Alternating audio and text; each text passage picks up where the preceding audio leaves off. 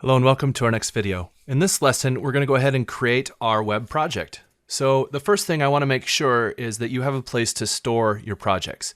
Now, when you do go to create a project, Visual Studio will default to your user directory. And so you could store your stuff there just fine. And if you're just messing around and learning this, that's just fine. You don't need to change your directory.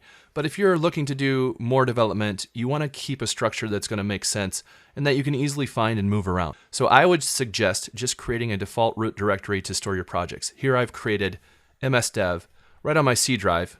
Basically, I only did it on my C drive because this machine only has a C drive. It's a VirtualBox. Now, if you have a solid state drive, for example, on your C drive, and you want to use that for your speed, certainly understandable as well. Once you have your directory created, go ahead and create a new project in Visual Studio Community 2015. And we're going to create a web project, ASP.NET Web Application, and we're going to name it Contact Web. You can name it whatever you want as long as you can find it. And we're going to select OK. And we're going to select MVC for ASP.NET 4.6.1. And again, if you don't have these, go back and watch the video previous to this one where I talked about installing extensions and updates from the tools directory. So as this is set up, you can see authentication already says individual user accounts, and that's what we want. But I want to just show you, you could change your authentication here. You could go to no authentication, individual, work and school accounts such as your stuff that you're getting from a work or school organization, or Windows accounts such as your Active Directory if you're building internally for use within your own company. We're going to use individual user accounts, and we're going to do this via Facebook. So that'll be pretty cool. So we'll just say OK, even though it was already there. And basically, we're going to leave it as a web app, and we're not going to host it on Azure. We're actually going to use a different service to do our web hosting. That way we don't have to worry about paying fees to Azure. I believe there are some limited free accounts that you could use if you want to go the Azure route, but I can guarantee it's free if we do it through App Harbor, which we'll use later. So just one last thing, if you were doing other types, you can see other templates here, and you could also click for Web API if you're going to create a Web API. Now we're not doing that for our course, but I just want to make sure that you're fully aware of everything you can see here. And just also note that if you wanted to make a core application, there will be core application templates here, and they may be named differently based on when you are actually doing this course, because these are release candidates and they are still changing, and I can already tell you ASP.NET 5 is going to be renamed to just ASP.NET Core.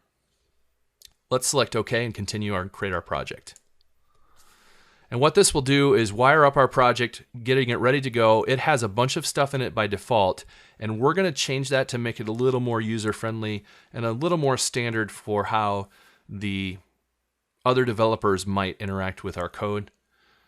We'll do that in later versions, but right now it's just basically building the default project and putting everything in place for the configurations and conventions and things that need to be in place for our MVC project.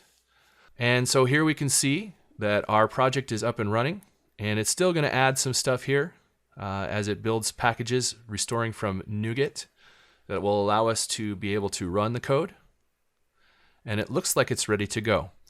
So we can see there are a lot of things here, and that may look a little daunting, but we're going to go through this as we build the project. Right now what I want to do is just hit F5, and this will run the project, and let's make sure that our ASP.NET application works out of the box before we make any modifications to it.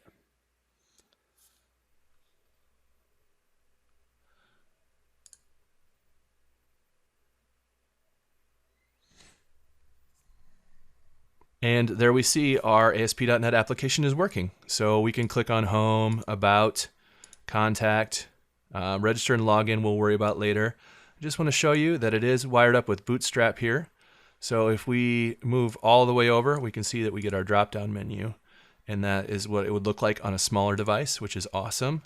We're actually going to change a lot of this, but I wanted to show you that out of the box, it's going to work just like you would expect it to. So that wraps up our creation of the MVC application Contact Web that we'll be building throughout the course. Thank you very much. We'll see you next time.